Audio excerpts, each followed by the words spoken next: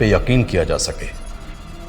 जिस हकीकत पे यकीन ना हो वो हकीकत नहीं, वो तो फसाना होता है। लेकिन ये एक डरावनी हकीकत है, क्योंकि यहाँ झूठे फसानों को सच साबित किया गया था।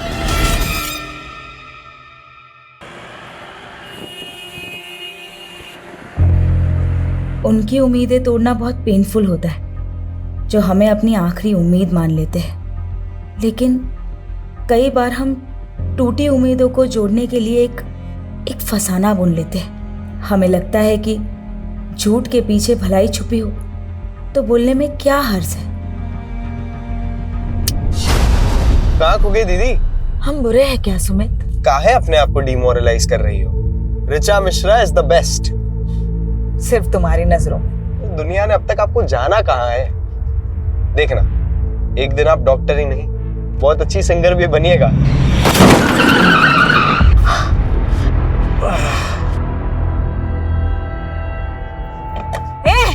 दिखता नहीं है क्या? ओ हीरोइन, लड़की हो ना इसलिए शांत है, वरना तो झापड़ लगाएंगे ना। चल सॉरी बोल और निकल। हम सॉरी बोले? चिल्ला तो ऐसे रही है जैसे किस मांग लिया इससे। ये क्या कर रही हो? हमारी ना खोपड़ी कर साली यही ना चीज देंगे, पता है मारे यहीं पे चीज देंगे। चल चल पुलिस आई, चल ना चल, देखते बाद में उसको। दीदी बैठो ना यार। ये चाकू दिखा रहे थे। नहीं अरे बैठो ना।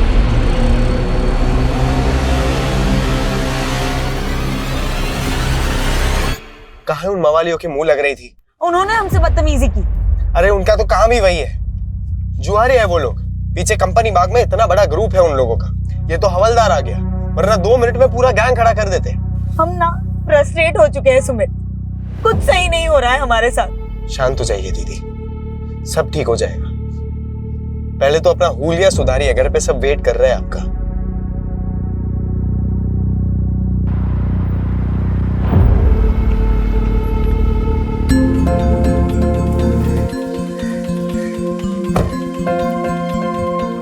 नमस्ते माँ, कैसे हैं आप? हम अच्छे, तुम कैसी हो? हम भी ठीक है। वेलकम हो बेटा, वेलकम। कैसे हैं पापा? हम बहुत अच्छे हैं। ये क्या, आपने फिर से शर्ट के बटन ऊपर नीचे लगा लिए? अरे माँ बाप ही मिलते रहोगे या अपने बुआ को भी मिलने दोगे ऋचा से? नमस्ते बुआ। सिर्फ नमस्ते? चाइना से क्या लाई हो हमारे लिए? सॉरी बुआ, हमको तो लगा आपको चाइना का माल पसंद ही नहीं है।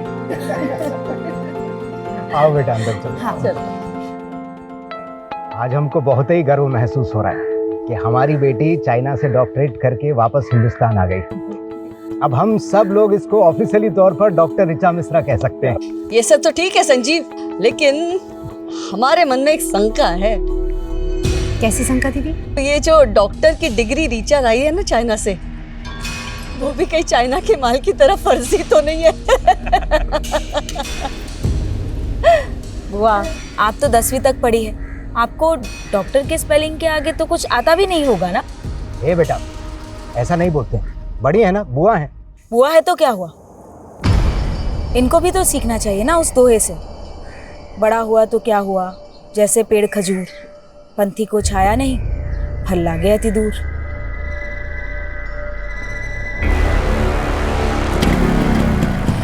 चलो बाय पिंकी, बाय। अरे काहे अब तक मुंह लटकाए बैठी है? हाँ, अरे हम बुआ भतीजे में तो ऐसे चलते रहता है। संजीव तुम टेंशन मत लो, हम जानते हैं ना, बिल्कुल अपनी माँ पे गई है। क्यों डॉक्टर ऋचा? Good night.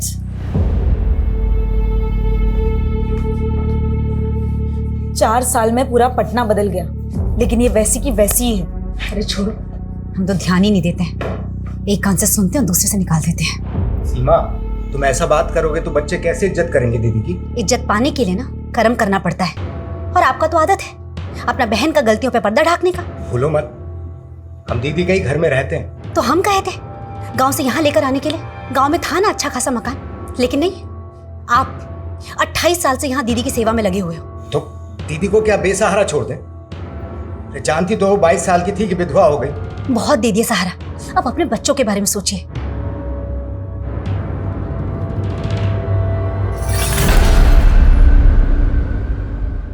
यार वही 28 साल पुरानी कहानी फिर से?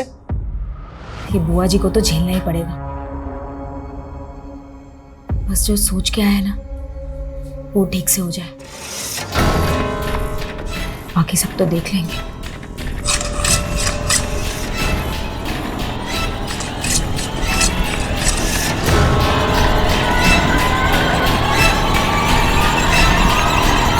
जब से ऋचा ने डॉक्टरेट पूरा किया है ना, हमारा तो मान ही बढ़ गया है। पता है सब लोग क्या कह रहे हैं कि एक मामूली नर्स ने अपनी बिटिया को डॉक्टर बना दिया। अरे वाह, बड़ा दुलार आ रहा है माँ बेटी में। हम आते हैं। हमको देख के ऐसे भाग गई जैसे नेवले को देख के सांप। हेलो। हाँ मैडम। अरे आपको बोले तो थे कि आपका वाईफाई राउटर खराब है, तो थोड़ा तो दिक्कत होगा ना। आप तो कल सुबह आ जाते हैं ना। प्लीज आप चलिए, ठीक है पापा, वो एक कस्टमर के यहाँ जाना पड़ेगा। और सुमित, हमको भी हॉस्पिटल जाना है, बाइक से हमको ड्रॉप कर दो। ठीक है चलिए, हम आते हैं।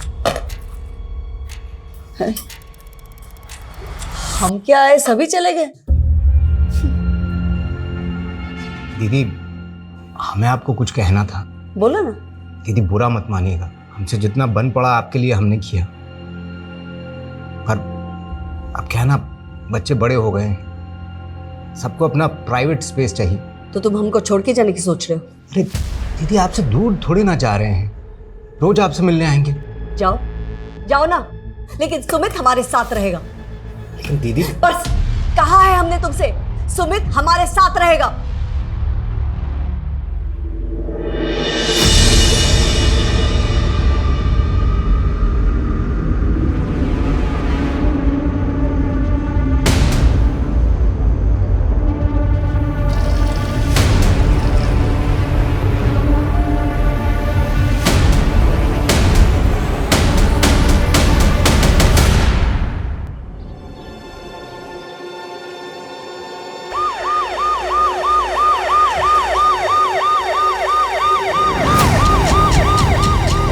आइए सर।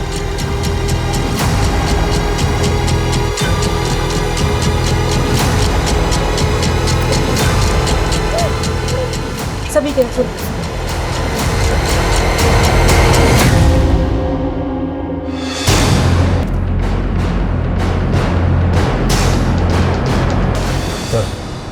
पैरों के निशान को देख के लगता है कि 2 से ज़्यादा लोग होंगे। कोई गैंग तो नहीं? अगर कोई गैंग था तो घर में दाखिल किस मकसद से हुआ होगा? क्योंकि घर की हालत देख के लग नहीं रहा कि कोई लूटपाट हुई है। फुटमार्क्स घर के मेन डोर की तरफ जा रहे हैं, तो क्या वो मेन डोर से घर में दाखिल हुए? सर कुछ समझ में नहीं आ रहा, किसने हमारे भाई के परिवार के साथ ऐसा किया होगा। आप भी यहीं रहती हैं? जी सर, हम वो लास्ट वाले रूम में रहते हैं। हमारे भाई का परिवार बाकी के सारे रूम में रहता है। रात को आप कहाँ थे? सर अपने रूम में थी, सो गई थी सर। तो इतना कुछ हुआ, आपने कुछ देखा नहीं, कुछ सुना नहीं? सर आपने घर में चेक किया कोई कीमती सामान, ज्वेलरी या कैश मिसिंग हो? आपने फैमिली को आखिरी बार कब देखा? कल रात को सर, हमारी भाभी नाइट शिफ्ट के लिए जा रही थी हॉस्पिटल में, सुमित उन्हें छोड़ने गया था। लेकिन घर के अंदर तो 3 ही लाशें। आपका भतीजा सुमित कहाँ है? क्या वो नहीं था? हमें तो लगा उन्होंने सुमित को भी। आपने सुबह से सुमित को नहीं देखा? सर अपनों को मरा हुआ देखा जाता है क्या? हमारी सांसें ही भारी हो गई थी, हम तो बेहोश ही होने वाले थे, तो हमारे माली ने हमें संभाल लिया। आपने बताया कि आपकी भाभी सीमा और सुमित रात को ही निकल गए, तो फिर सीमा हॉस्पिटल से वापस कब आई? हमें नहीं पता। सीमा कौन से हॉस्पिटल में काम करती है? Saint John. आपका भतीजा सुमित करता क्या है? और कल रात को वो कहाँ गया था? सर वो वाईफाई का काम करता है, लोगों के घर में इंटरनेट कनेक्शन लगाता है। कल भी किसी क्लाइंट का कंप्लेंट कॉल आया था उसे, इसीलिए वो चला गया। फोन लगाइए जरा सुमित को। The number you are trying to call is currently switched off. Please try again later. Switch off आ रहा है।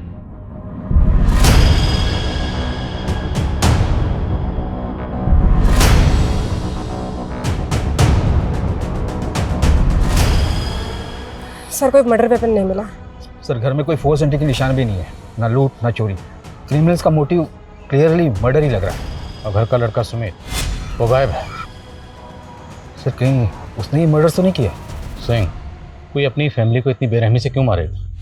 और घर में 2 या 2 से ज़्यादा लोगों के फुट मार्क्स हैं। Right sir. अगर ये किसी गैंग या कॉन्ट्रैक्ट किलर का काम है तो हमें उसे जल्दी पकड़ना होगा। काफ़ी पॉश एरिया है, मीडिया की इस केस पर बराबर नजर रहेगी। पटना के वीआईपी इलाके में एक ही परिवार के 3 सदस्यों का बहुत बेरहमी से कत्ल कर दिया गया, जिससे पूरा शहर सख्ते में है। क्या ये पुलिस का फेलियर नहीं? जनता को जवाब देना होगा, आखिर ये हमलावर कौन थे? अगर ये जल्दी पकड़े नहीं गए तो दूसरे घरों को भी टारगेट बना सकते हैं। सर हमें सर हमने सुमित की माँ के हॉस्पिटल में चेक किया। सुमित ने अपनी माँ को वहाँ रात 9 बजे ड्रॉप किया था, लेकिन उसकी माँ रात को 1 बजे अचानक नाइट शिफ्ट बीच में छोड़कर चली गई। क्यों? सर सीमा की कलीग का कहना है कि उसके घर से एक इमरजेंसी कॉल आया था और ये कॉल उसके हस्बैंड का था। ऐसी क्या इमरजेंसी थी? सर क्राइम सीन पर किसी भी विक्टिम के फ़ोन भी नहीं मिले। समझ में नहीं आ रहा है कि संजीव ने सीमा को कॉल क्यों किया था रात 1 बजे। उस रात सुमित को भी उसके किसी कस्टमर ने कॉल किया था ना? हाँ सर, उस कस्टमर से भी बात हुई मेरी। उसने बताया कि सुमित रात 11 बजे अपना काम खत्म करके वहाँ से चला गया। तो क्या उसके बाद सुमित घर वापस आया होगा? सर मैंने सुमित के बारे में इन्फॉर्मेशन निकाली तो पता चला मुरारी नगर थाने में 2 साल पहले उस पर अबैटमेंट ऑफ सुसाइड का केस फाइल हुआ। सर 2 साल पहले की बात है। शंकर नाम के एक आदमी का भी इंटरनेट कनेक्शन का बिजनेस था। उसके छोटे भाई संकेत ने सुसाइड किया था। सुमित पर आरोप था कि उसने शंकर के क्लाइंट्स हथियाने शुरू कर दिए थे। इसी वजह से उन्हें बहुत नुकसान हो रहा था और इसीलिए संकेत ने सुसाइड कर लिया। सर केस में कुछ दम नहीं था, इसीलिए सुमित बरी हो गया था।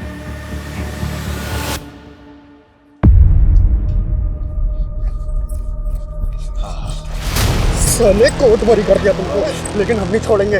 तुम्हारी वजह से हमारा भाई मरा, हमको भी नहीं छोड़ेंगे साले। इसके लिए हमको जेल क्यों ना जाना पड़े?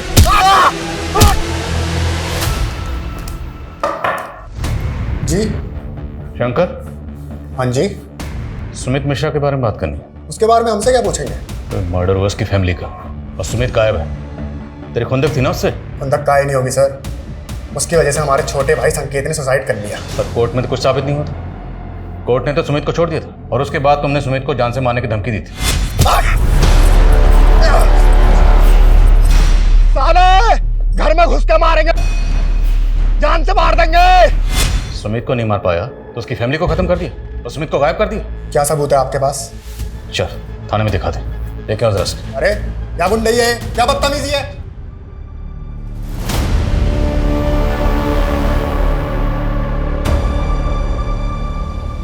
लाइए मैडम, हम साफ कर देते हैं। चुप रहो तुम, किसी काम के नहीं रहे। जरा सा भाव क्या दे दिया, सारे काम अधूरे छोड़ रहे हो। 2 दिन से पौधों को पानी दिया? वो मैडम यहाँ पे डेथ हुआ था तो हमने सोचा कि तुमको मालूम है पौधे जब मरते हैं ना तो गाली देते हैं। अब क्या उनकी हाय दिलवाओगे? अरे देख क्या रहो, जाओ ना पानी दो।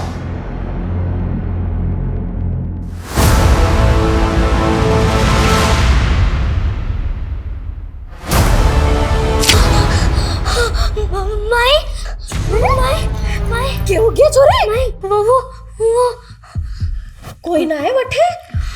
माई जल्दी बंद कर, नहीं तो बेहतर कुछ जाएगा।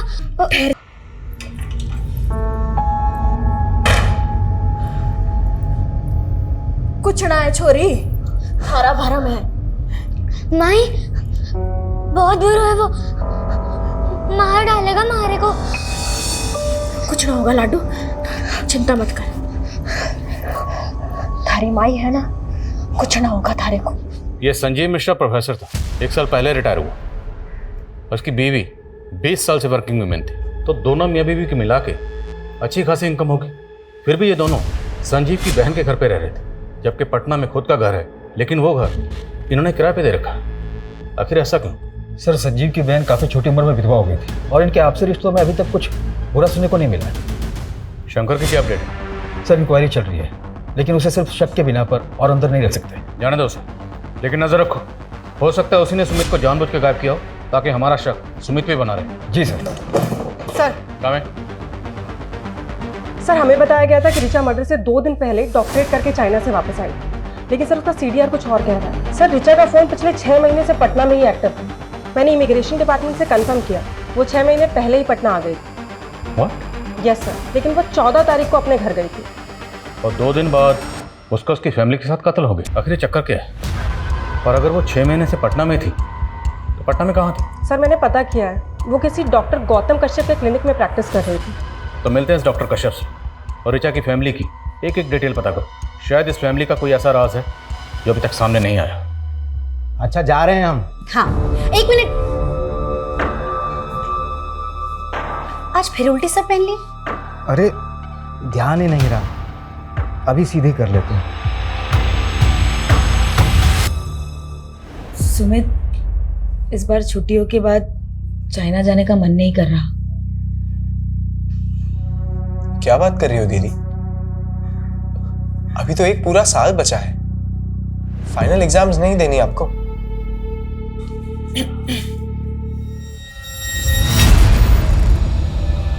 हमको तुम दोनों से जरूरी बात करना है। हाँ माँ, बोलो। तुम दोनों इस पे साइन कर दो। हाँ सर, डॉक्टर ऋचा मिश्रा हमारे अंडर में प्रैक्टिस करती थी। आप बताएं सर, क्या जानना चाहते हैं? डॉक्टर ऋचा मिश्रा का मर्डर हुआ उसके माँ बाप के साथ। हाँ? कब हुआ सर? 16 तारीख को। उससे 2 दिन पहले 14 तारीख को वो बॉन्डिंग कॉलोनी में अपने घर पर पहुंची। उसके घर पर फंक्शन था। सबको यही लगा कि वो सीधा चाइना से डॉक्टरेट करके उसी दिन पटना पहुंच गई। सर 1 मिनट सर, आप कह रहे हैं पटना में घर? सर ऋचा ने तो हमें बताया था कि वो मसूरी की रहने वाली है। इवन 13 तारीख को हमसे कह रही थी कि हमें अपने घर मसूरी जाना है। लेकिन सबको तो यही लग रहा था कि वो चाइना से डॉक्टरेट करके आई है।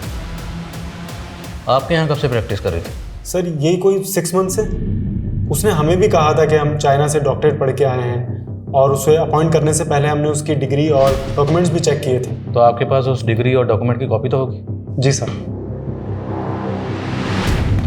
डॉक्टर ऋचा मिश्रा की sir degree. Sir even joining के बाद उसने हमसे ये भी कहा था कि पटना में उसके पास रहने के लिए कोई जगह नहीं है, तो हमने यही क्लिनिक पे एक शेल्टर प्रोवाइड करवा दिया था। तो मतलब ऋचा ने झूठ बोला? हमें तो टैलेंटेड लगती थी सर। और आजकल तो स्टूडेंट सर यूक्रेन, चाइना और रशिया जैसी कंट्रीज में जाकर मेडिसिन डिग्रीज ले लेकर आ रहे हैं, तो हमें यही लगा था कि वो भी जेन्युइन होगी। तो आपने ऋचा को ना सिर्फ नौकरी पर रखा बल्कि रहने की जगह भी प्रोवाइड करवाई। तो अकेली लड़की देखकर सिर्फ मदद की या फिर मदद से ज़्यादा कोई मेहरबानी की? सर आप कैसी बातें कर रहे हो? हमारा सिर्फ प्रोफेशनल रिलेशन था और कुछ नहीं था। मैं तो खुद समझ नहीं आ रहा कि उसने हमसे झूठ क्यों बोला।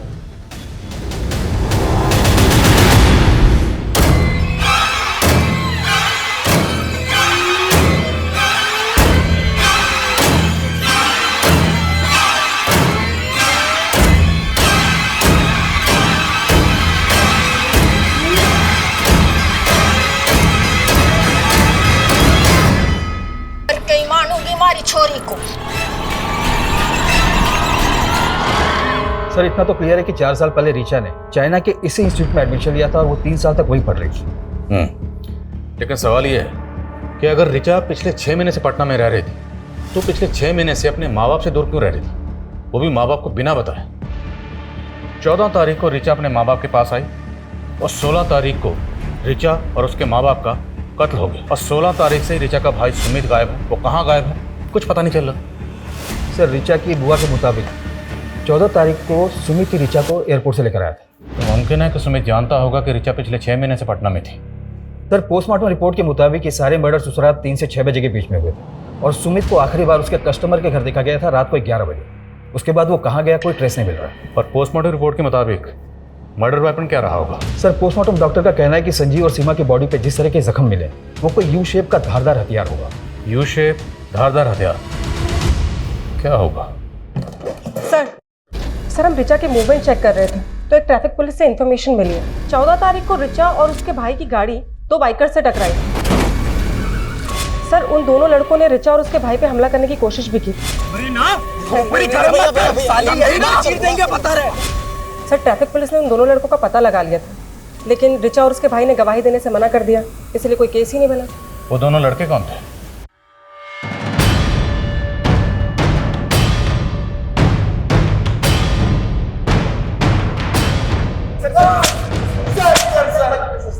सर हमने किसी का मर्डर नहीं किया सर, हम तो बस वहाँ पे चोरी करने गए थे सर। चोरी करने गए थे? हाँ सर, वो भी उस लड़की के कहने पे। कौन लड़की? ऋचा, वो डॉक्टर।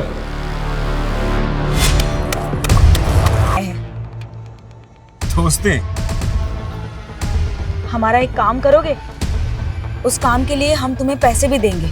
सर उसने बोला था कि 16 तारीख की रात को उसके घर पे जाकर सोने और कैश के साथ साथ उसकी डॉक्टर की डिग्री भी चोरी कर लेनी। लेकिन सर हम जब वहां पहुंचे तो ऋचा के साथ जो लड़का आया था वो लड़का कौन था? नहीं मालूम सर।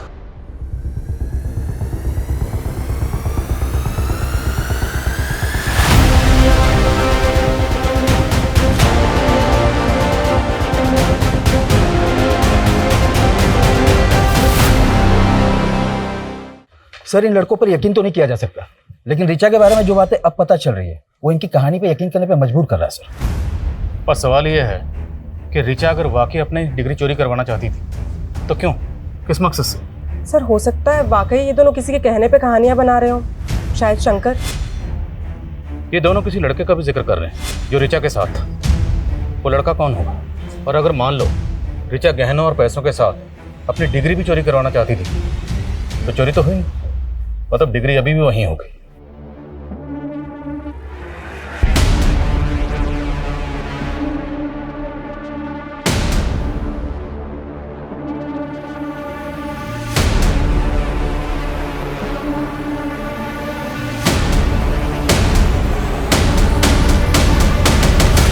थारा वो थारे अंदर धीरे धीरे मर रहा, अब ना बच पावेगा।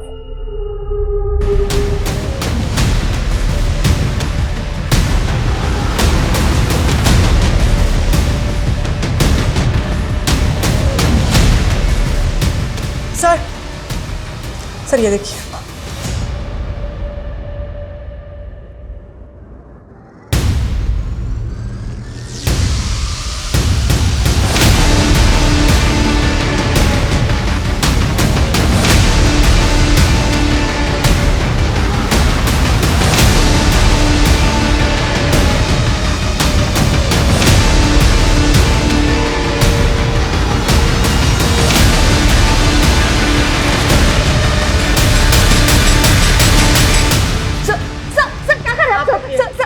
क्या इसके पीछे? कुछ भी तो नहीं है sir. Sir sir sir sir, sir ये पुराना आप पीछे। सर सर कुछ नहीं है इसके पीछे सर। चाबी कहाँ इसकी? नहीं पता हमें, कुछ नहीं है इसके पीछे सर। Sir sir please.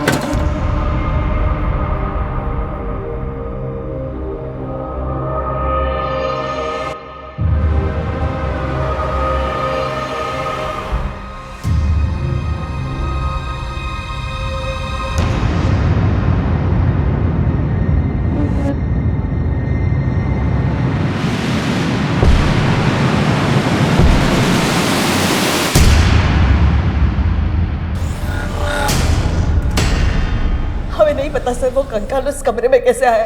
सच बोल रहे हैं आप? कैसे नहीं जानते? जिस घर में 3-3 मर्डर हुए हैं उसी में कंकाल मिला, और वो भी उस कमरे में जो पीछे से जाकर बिल्कुल तुम्हारे कमरे से जुड़ता है। उस कमरे का जो दरवाजा है अलमारी लगा के उसे छुपाया क्यों गया? सर वो कमरा जो है ना 20-25 साल से ऐसे ही है, वास्तु दोष है उस कमरे में। 20-25 साल? और 20-25 साल पहले ही तुम्हारे पति की मौत हुई थी। कहीं वो कंकाल तुम्हारे पति का तो नहीं? क्या बोल रहे हैं सर? हमारे पति जो है ना दमे से मरे थे और हमने उनका ठीक तरह से अंतिम संस्कार किए थे। तो अब ठीक से बताओ उस कंकाल की कहानी क्या है, किसका है और उसे वहाँ कौन लाया? हमें तो लगता है ना ये सब जो है ना ऋचा ने किया है। मेडिकल करके आई है ना, उसी ने रखा होगा वो कंकाल उधर। वो सिर्फ 2 दिन पहले घर आई थी। सर वो थी तो पटना में ही ना, आप ही बोले थे। सर हम कह रहे हैं आपको ये सब उसी का करा धरा है, उसी ने पूरे परिवार को व्यस्त कर दिया। परिवार? सुमित को लेकर पॉजिटिव थे ना, और शायद ये बात तुम्हारे भाई और भाभी को पसंद नहीं थी, इसलिए भाई भाभी भतीजी सब मर गए और शायद सुमित जिंदा, और शायद सुमित को तुमने कहीं गायब किया। कब से इल्जाम लगाए जा रहे हैं आप? छोटी उम्र में हमारे पति मर गए, विधवा हो गए, इसका मतलब कातिल नहीं है हम।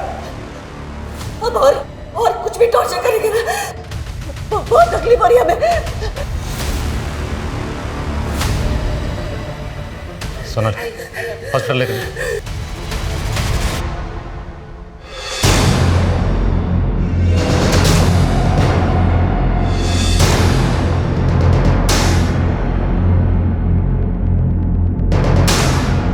सर एंटी फ्रॉड डिपार्टमेंट ने ऋचा की डिग्री की ऑथेंटिसिटी चेक की, कंफर्म ये डिग्री फेक है। सवाल यह है कि ऋचा ने फेक डिग्री क्यों बनवाई?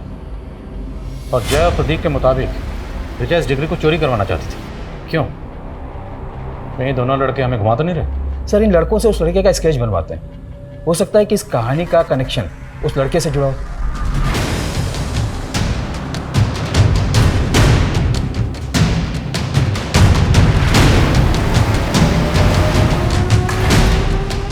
चल खाना खा ले।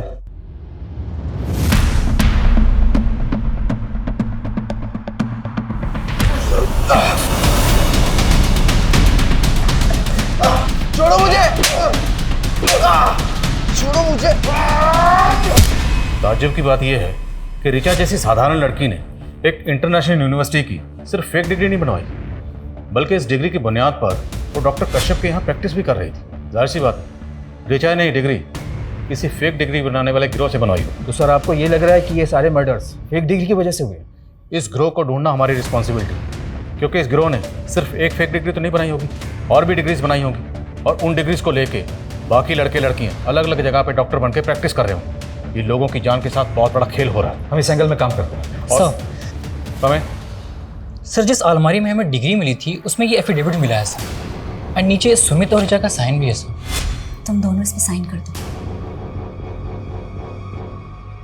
इस एफिडेविट के मुताबिक सुमित और ऋचा कभी बच्चा पैदा नहीं करे। एक तरफ अंजलि अपने भतीजे सुमित को ही अपनी प्रॉपर्टी का वारिस समझती थी, और दूसरी तरफ दोनों भाई बहन से ऐसा एफिडेविट साइन करवाया गया। आखिर इस फैमिली के पास इतनी क्या दौलत थी जिसके नॉमिनी ये दोनों भाई बहन थे? ये मिश्रा फैमिली क्या थी कुछ समझ में नहीं आ रहा। माँ, अभी तक तो हमारी मैरिड लाइफ शुरू भी नहीं हुई है और अभी से आप हमें बच्चे पैदा करने के लिए ना बोल रही हो। हम पागल नहीं हैं, लेकिन तुम्हारे पापा का जनरेशन में ना दिमागी प्रॉब्लम है। तुम्हें पता है तुम्हारे चाचा जी एबनॉर्मल थे, सुसाइड किए थे। तुम्हारे दादाजी बुढ़ापे में तुम्हारे पापा जी जैसे हो गए थे। और हम अपने हॉस्पिटल में सीनियर डॉक्टर से इसके बारे में बात की। उन्होंने बताया कि जेनेटिक डिजीज है, तो तुम लोग को अपना परिवार बनाने से पहले पता होना चाहिए कहाँ प्रिकॉशन लेना है और कहाँ नहीं।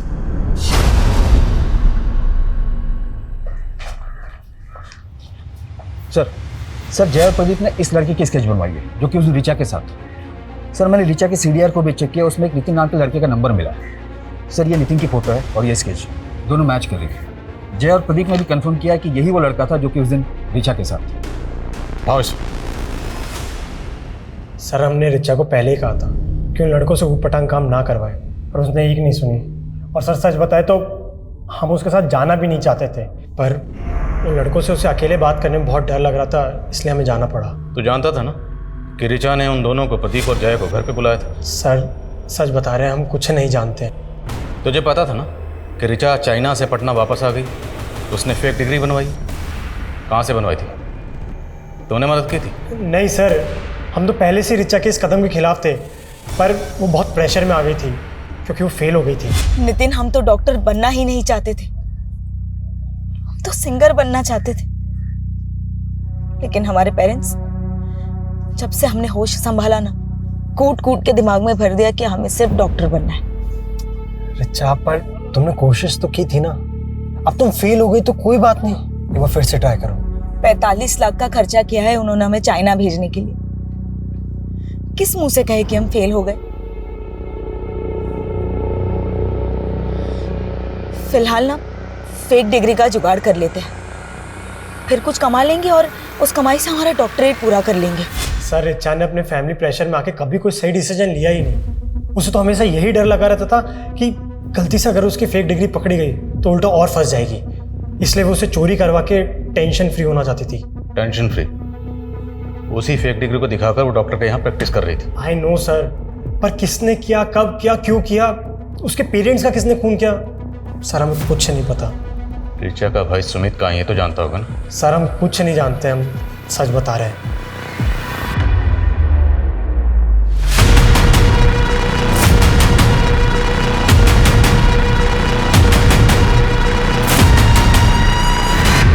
ये स्केलेटन 30 से 35 साल के किसी आदमी का होगा। जब इसकी मौत हुई होगी तकरीबन यही उम्र रही होगी इसकी। और मौत कब हुई होगी? यही कोई 5 से 7 साल पहले। पर हमें तो लगा कि ये स्केलेटन वहाँ इससे भी ज़्यादा सालों से रखा गया होगा। क्योंकि हमें जब स्केलेटन मिला उस वक्त इस पर काफ़ी धूल जमी हुई थी। लेकिन सर हमें उस धूल और मैल की लेयर के नीचे एक ऐसी लुब्रिकेंट की लेयर मिली है जो आमतौर पर स्केलेटन को प्रिजर्व करके रखने में इस्तेमाल होती है। तो मिश्रा हाउस में वो कौन था जो स्केलेटन को प्रिजर्व करके रखना चाहता था?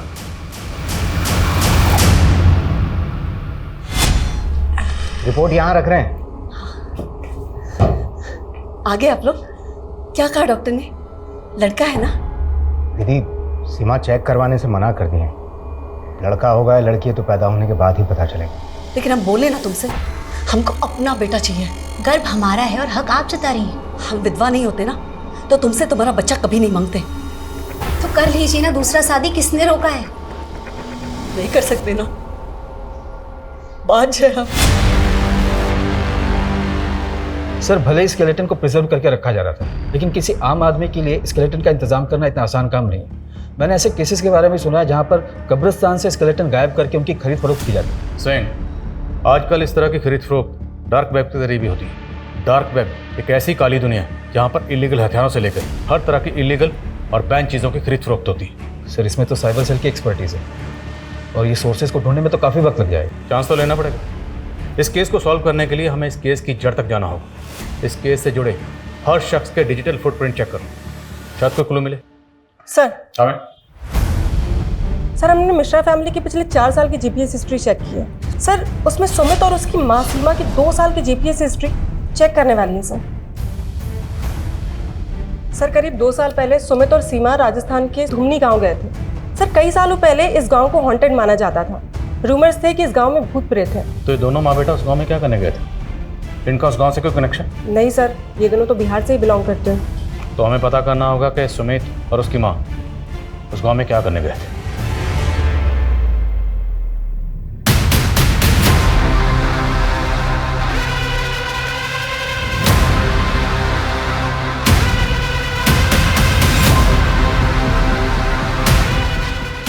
सर ये सरपंच की माँ है। सीमा और सुमित को इन्होंने आइडेंटिफाई किया। प्रणाम माता जी। सब मारे को अच्छे से याद है। वो छोरा और उसकी माँ यहाँ मारे को मिलने आए थे। माँ जी, गोमांती और लोमानी कहाँ रहते हैं बता पाएंगी तो? अठेरे। धन्यवाद। गोमंती और लामनी? हाँ साहब, वही गोमंती और लामनी जिनका भूत 50 साल से फिर रहे हैं। बड़ी अच्छी बेटा थी बेचारी माँ बेटी की, जादूगरनी वैद्य जो कह लो। लेकिन गांव वालों को लगता था कि गोमंती काला जादू करती थी और फिर गांव में कुछ लोगों ने उनको मार दिया और उनकी आत्मा भटक गई। सर 50 साल पुरानी माँ बेटी की मर्डर की कहानी जो कि काला जादू करते थे। भला सुमित और उसकी माँ इस कहानी को इतने डिटेल में जानने के लिए इंटरेस्टेड क्यों होंगे? अगर देखा जाए तो इंटरनेट पे इस घटना के बारे में पूरी जानकारी होगी। फिर भी सुमित और उसकी माँ इस घटना के बारे में जानने के लिए पर्सनली इस गाँव में आए और 2 साल बाद सुमित की भी इतने ब्रूटल तरीके से। सर इस क्राइम का ना ही कोई मोटिव समझ में आ रहा है और ना ही ये कि ये किया किसने। आई थिंक वो शायद इसलिए क्योंकि अभी तक हम इस केस को रेगुलर तरीके से इन्वेस्टिगेट करते आ रहे हैं। क्यों ना हमें इस केस को देखने का नजरिया बदले। नजरिया बदलेंगे तो तहकीकात बदलेगी और तब शायद कोई क्लू हाथ लगे।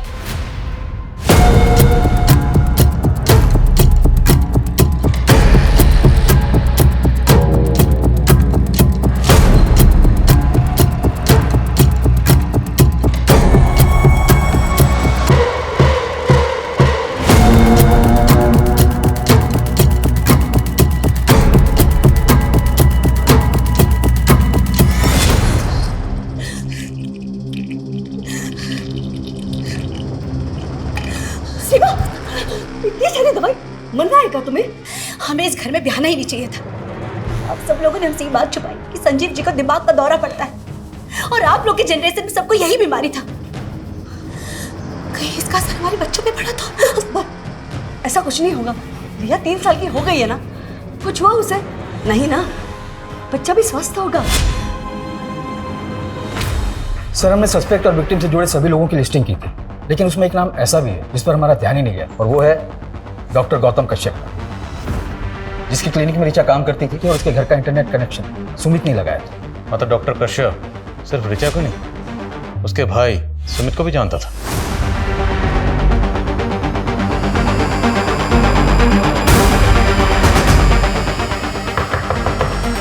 Doctor Kashyap, doctor Kashyap,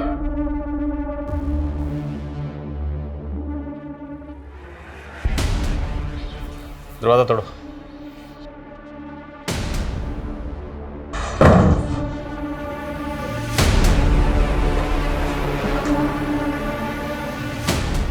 doctor Kashyap,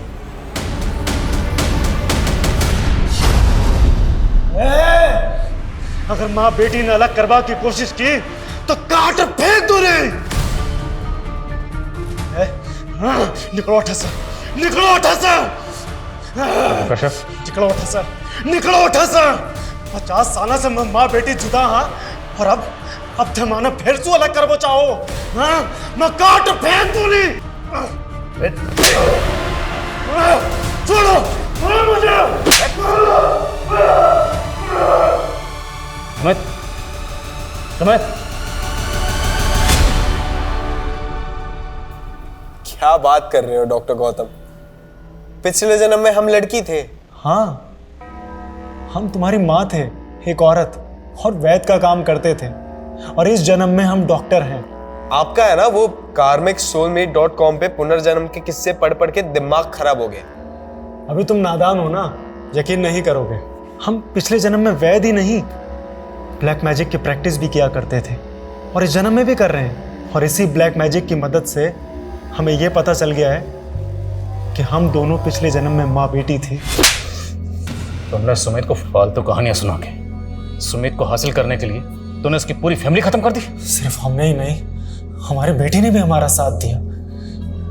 जिन 3 लोगों ने 50 साल पहले हमें मारा था, हमने उन्हें मारकर अपना बदला पूरा किया है। गोमांती यानी हम और लामानी यानी तुम। ठीक 50 साल पहले 11 मई को हम दोनों मरे थे, और जिस दिन हम मरे थे उस दिन पूर्वा फाल्गुनी नक्षत्र था, और जिस दिन हम पैदा हुए उस दिन भी पूर्वा फाल्गुनी नक्षत्र ही था। और कमाल की बात यह है कि जिस दिन तुम पैदा हुए उस दिन भी पूर्वा फाल्गुनी नक्षत्र ही था। तो क्या पिछले जन्म में हम सच में आपकी बेटी थे? हाँ, हम दोनों माँ बेटी थे, और हम दोनों को जिन 3 लोगों ने मार दिया था वो इस जन्म में तुम्हारे माँ बाप और बहन हैं। जी सर, हमें यकीन था कि वो तीनों ही हम दोनों के कातिल थे। वे तुम ना, वो डॉक्टर 1 नंबर का सनकी है, दिमाग खराब कर दिया उसने तुम्हारा। तो अपनी माँ को लेकर राजस्थान के गांव में क्यों गए थे? हमने तो माँ को उनके मुंह पे ही बोल दिया था कि पिछले जन्म में वो हमारी कातिल थी, तो गाँव ले जाकर सब बता दिया। वो समझ बैठी कि हमें वही दिमागी जेनेटिक डिजीज़ है जो हमारे बाप दादा को थी, पर हमें तो बदला लेना था। पर तभी ऋचा चाइना में थी, तो जैसे ही वो फेल हुई हमने उसे एक फेक डिग्री का प्रॉमिस करके यहाँ इंडिया बुला लिया, क्योंकि हमें तीनों को साथ में ही मारना था। ऋचा को इंडिया बुलाकर डॉक्टर कश्यप के यहाँ प्रैक्टिस पर लगा दी, ताकि वो साला डॉक्टर तुमसे 6 महीने अपने ऊट पटांग रिचुअल करवाता रहे। स्केलेटन भी डॉक्टर ने ही खरीदा था डार्क वेब पे जाकर। उन्होंने कहा था कि वो रिचुअल्स ही हमारा सुरक्षा कवच होगा, ताकि हम पकड़े ना जाए।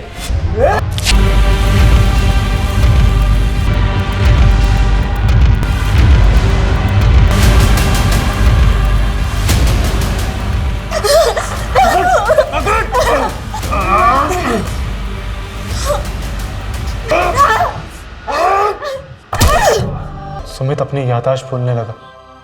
अगर कहीं भाग जाता तो, इसलिए हमने उसे कैद कर लिया।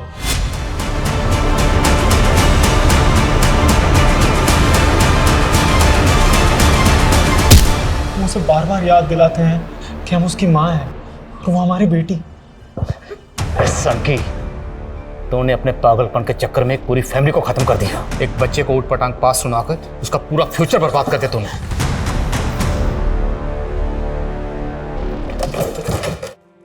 सर, इस डॉक्टर ने तो बड़ी लंबी प्लानिंग कर रखी है।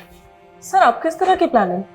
उसने कहा कि कोर्ट में उसे लॉयर नहीं चाहिए, वो अपना केस खुद ही लड़ेगा, जिसके लिए उसने डॉक्यूमेंट भी तैयार कर रखे हैं। सर, अब वो कोर्ट में 50 साल पुरानी गोमंती और लमानी मर्डर केस को फिर से ओपन करके ये साबित करना चाहता है कि 50 साल पहले सीमा, संजीव और रीचा ने उनके पिछले जन्म में इसकी हत्या की थी। सर, ये पक्का सनकी है, और वैसे भी 50 साल पहले गोमंती और लमानी का मर्डर किसने किया था ये तो कभी पता ही नहीं चला। लेकिन ये डॉक्टर वो केस पक्का ओपन करेगा। मैंने एक से एक सनकी और सिरफिरे लोगों को देखा, पर ये डॉक्टर कश्यप सबसे ऊपर है। ये दुनिया ऐसे ऐसे अजीब और ख़तरनाक लोगों से भरी पड़ी है जिन्हें समझने और पहचानने में लोग अक्सर धोखा खा जाते हैं और सुमित और उसके परिवार की तरह उनका शिकार बन जाते हैं। लोगों को ऐसे सनकी और सरफिरे लोगों से सतर्क और सुरक्षित रहने की ज़रूरत है।